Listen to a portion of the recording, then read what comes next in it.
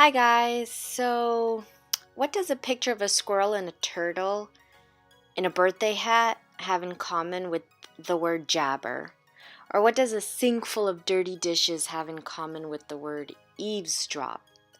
Nothing really, but that's the fun part with the two neat teaching resources that I'm going to go over with you today.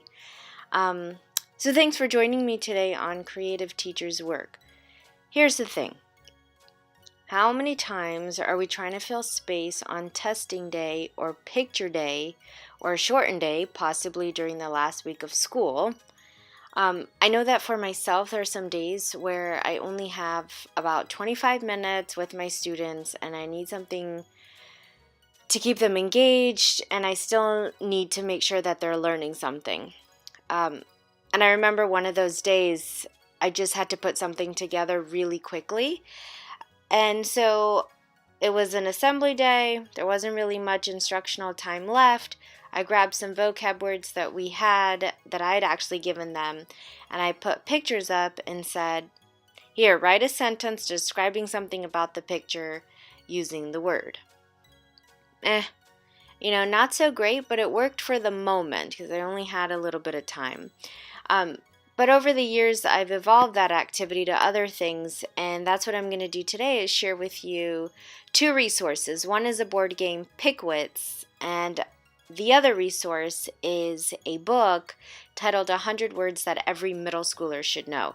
And because I am a middle school teacher, I'm referring to 100 Words Every Middle Schooler Should Know. So the first thing is the board game PicWits, which is a collection of interesting pictures. Some are appropriate for certain grade levels and some I would not use with my students, but you're going to use your judgment to decide what is okay with your students.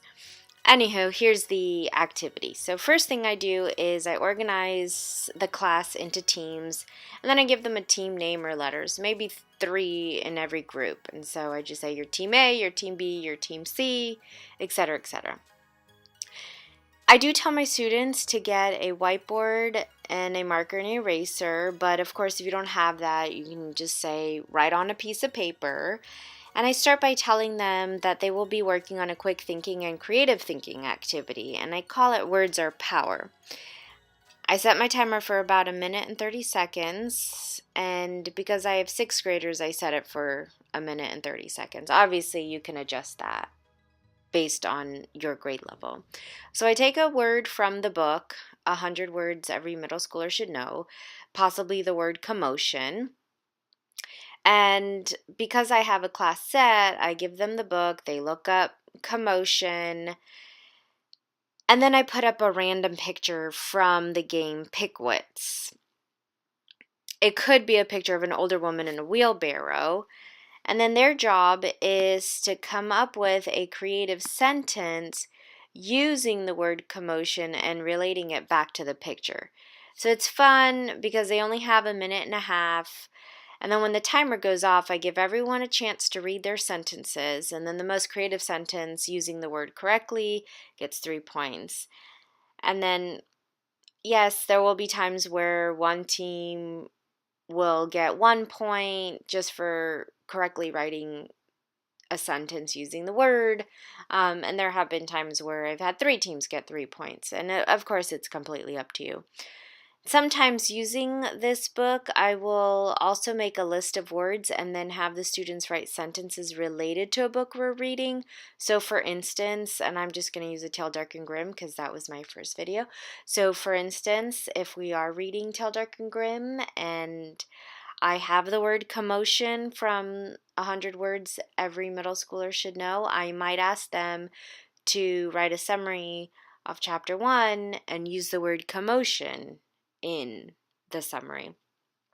Or I could do a quick thinking activity just like this to describe something in the book using the word commotion or other words from the book. It's also a good activity if you do reading books in the class. It's also a good review for the book, and then they get to use academic language, and then they get to also think with their peers. So it is good teamwork. and cooperative thinking skills. So some background on both resources. There's also a book for the elementary school students. I know they have 100 words for every fourth grader should know. I do know that they also have one for fifth graders.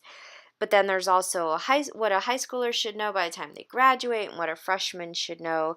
It's not exactly a complete book of words, but it's pretty much good overall, and it's not that costly. And then as for PicWits, of course, you don't need the game for pictures because we can definitely get pictures from anywhere online nowadays. But I just came across the board game, and it seemed good to have ready without needing to cut or print anything out from online on the computer. So anywho, that's the end. I hope I didn't confuse you guys too much in this video because overall the idea is getting creative with vocabulary words and pictures and trying to incorporate fiction books with it. And my kids really enjoy this activity, so it is fun.